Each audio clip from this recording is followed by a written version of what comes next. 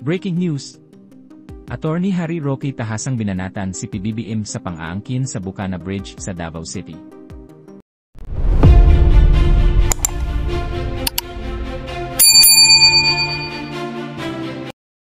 Salamat China para sa Bukana Bridge na inaangkin ngayon ni Bangag.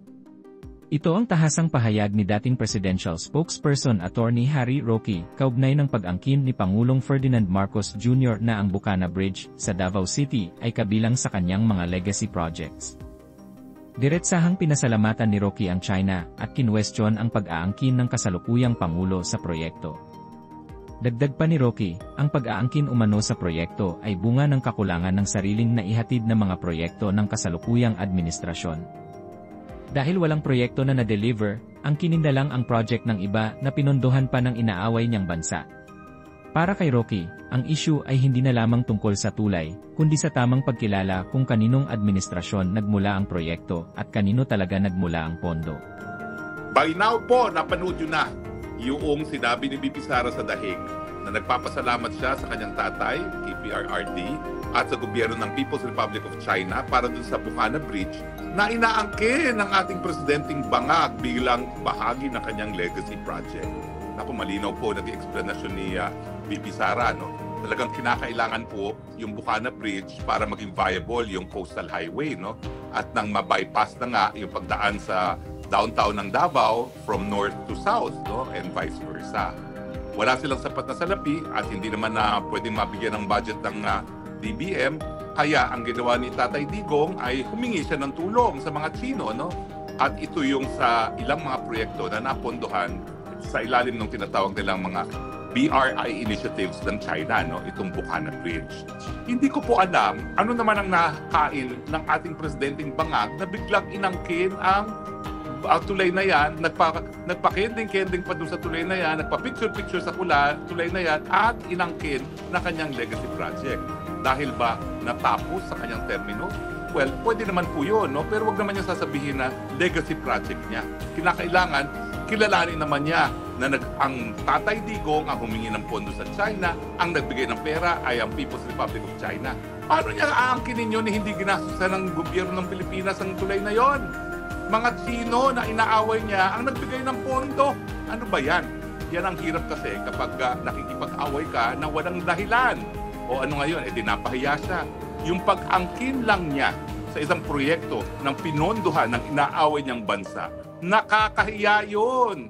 Pero siyempre, dahil siya ay Bangag, wika nga ng kanyang kapatid, hindi na niya nakikita kung bakit nakakahiya yun na inaangkin niya ang proyekto na pinondohan nung bansang inaaway niyang pilit. Talagang ganyan talaga mag-isip ang mga wala sa tamang pag-iisip.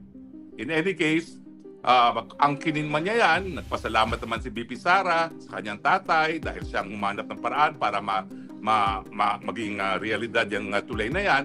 At nagpasalamat siya, mas importante, sa People's Republic of China. Alam mo, hindi ko maintindihan dito sa ating gobyernong Bangag talaga naman kung titignan nyo yung mga proyekto na ginagawa ng China sa lahat ng mga bansa sa Southeast Asia, katiting lang ang napupunta sa ating proyekto. Bakit naman magbibigay kasi ng mga maraming proyektong China, ganong inaaway sila ng ating presidente? At bakit inaaway ang mga presidente natin?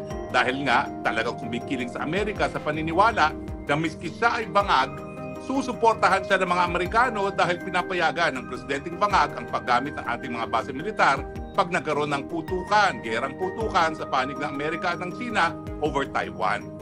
Siyempre, matagal na nating sinasabi na wala naman tayong interest na makisali sa ganyang digmaan, no? Pero ang importante, makita, ma-realize ng lahat ng Pilipino kung anong nawawala sa atin. Kung tayo'y nagpapalakas ng ating pagkakaibigan sa bansang China, makakakuha tayo ng kasing daming mga proyekto, kasing daming mga turista na galing sa China. Yung Thailand, nasa talaga sa totoo lang. I mean, gustong-gusto ko rin ng Thailand. Pero in terms of beauty, wala pong laban yung Thailand. 35 million tourists. At siguro, 10 million tourists galing lang sa People's Republic of China. Mantakin nyo yung hanap buhay na nabibigay sa mga Chino ng 10 million tourists na magaling sa mainland China. At sino ba naman kasi ngayon ang may pera para magbiyahe, no? Kundi ang mga Chino lamang. Tayo, 300,000 tourists. Dahil nga, sinasabi ni Gibo Teodoro, lahat ng Chino na nagpupunta rito may batas na automatic mga espiya sila. Eh bakit nga naman pupunta rito mga Chinong mga turista, gayong meron sila problema sa kanilang seguridad. Ay, naku talaga, gumising na tayo mga kababayan. Kapag ang presidente wala sa tamang pag-iisip, wala tayong mabuting mahihita. Mabuti na lang. Yung 6 na taon na naging presidente si Tatay Digong, kahit papano, naging maiging relasyon natin sa China at naging dahilan kung bakit napondohan ng mga Chino yung inaangking ngayon ni Marcos Jr. na Bukana Bridge. Pero malinaw po yan, pag-aangkin dahil walang sariling proyekto. Bakit naman magkakaroon ng proyekto yan? Alam naman natin na 1 trilyon ang nawala sa pondo ng Kabanang Bayan, nakalaan sana sa flood control, linamon ng mga buwayang pinatataba ni Marcos Jr. para pumirma ng impeachment complaint laban kay Inday Sara Duterte. Yan naman pong realidad. Kaya napakatindi ng korupsyon sa DPWH, pinambibili ng katapatan ng mga kongresista at mga senatong para matuloy-tuloy ang pag-aalis kay Inday Sara Duterte. Ang pahayag ni Rocky ay kasunod ng inspeksyon ni Marcos Jr. sa Bukana Bridge, kung saan sinabi ng Pangulo na ito ay isa sa 4 na malalaking legacy projects ng kanyang administrasyon sa Davao at mga karatig lugar. Sa gitna ng lumalawak na diskurso, ilang personalidad at opisyal na ang iginiit na ang Bukana Bridge ay na-conceptualize at napunduhan pa noong Administrasyong Duterte bilang China grant, habang ang Administrasyong Marcos Jr. ang tumapos at nagbuka sa proyekto. At kung kayo naman ang tatanungin mga kababayan, ano kaya ang inyong reaksyon at komento sa balitang ito? Please comment down below at huwag na rin kalimutang i-like at share ang ating video. Thank you for watching.